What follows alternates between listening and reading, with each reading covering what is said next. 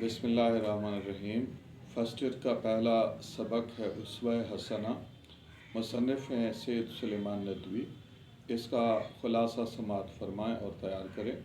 خدا کی محبت کا اہل اور اس کے پیار کا مستحق بننے کے لیے ہر مذہب نے بانی مذہب کی عمدہ نصیحتوں کو ذریعہ قرار دیا ہے، مگر اسلام نے سب سے بہتر تدبیر اختیار کرتے ہوئے اپنے پیغمبر صلی اللہ علیہ وآلہ وسلم کا عملی مجسمہ سب کے سامنے رکھ دیا ہے۔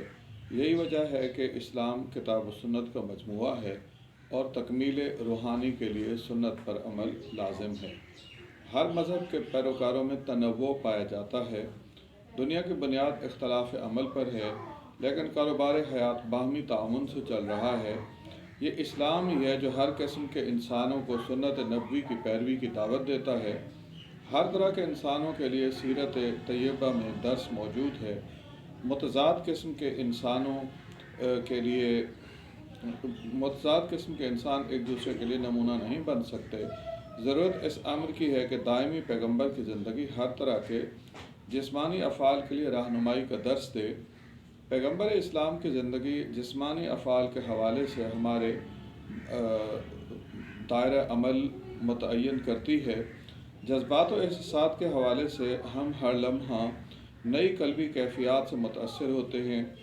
اچھے اخلاق کا انحصار انہی جذبات کو اعتدال کے راستے پر رکھنے میں مثمر ہے۔ اس کے لیے اسوہ حسنہ سے بڑھ کر ہمارے سامنے کوئی اور مثال نہیں ہے۔ تمام اخلاقی پہلوؤں کے لیے ہدایت کی مثال صرف پیغمبر اسلام کی سوانح میں مل سکتی ہے۔ اگر دولت مند ہو تو مکے کے تاجر اور بحرین کے خزینہ دار کی تقلید کرو۔ اگر غریب ہو تو شیب ابی طالب میں محصور نبی کی کیفیت سنو۔ اگر بادشاہ ہو تو سلطان عرب کا حال پڑھو۔ فاتح ہو تو بدر و حنین کے سپہ سالار پر نظر دوڑاؤ۔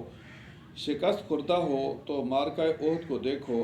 حتیٰ کہ معلم، واعظ، کاروباری شخص، قاضی، شوہر یا اولاد والے ہو تو سیرت طیبہ سے ہی درس حاصل کرو۔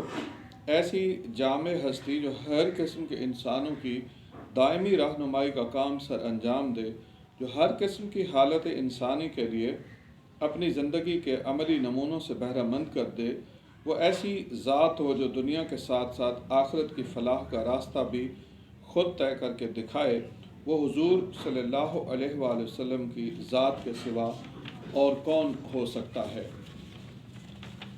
حضرت محمد صلی اللہ علیہ وآلہ وسلم کا وجود مبارک ایک آفتاب عالمتاب تھا، جس کا نور سب کے لیے یکساں اور عام تھا۔ یہ آپ کا وجود ابر باراں تھا، جس کا فیض عام ہر خاص و عام کے لیے جاری و ساری تھا۔ ہر قسم کے لوگوں میں توحید کا نور، خلوص اور ایثار کا ولولہ، رضائے الہی کے حصول کا جوش کام کر رہا تھا۔ لوگوں کی سوچیں مختلف تھیں، مگر خدا، رسول، قرآن اور قبلہ ایک تھا۔ نام خدا کی اونچائی اور حق کی ترقی پیش نظر تھی، انسانی مزاجوں اور استعدادوں کے اختلاف کے باوجود۔ حضرت محمد رسول اللہ صلی اللہ علیہ وآلہ وسلم کے سوا اس دنیا کا آخری، دائمی اور عالمگیر رہنما کوئی اور نہیں ہو سکتا۔ اس لیے فرمایا، اگر تمہیں خدا کی محبت کا دعویٰ ہے تو آؤ میری پیروی کرو، اللہ بھی تم سے محبت کرے گا۔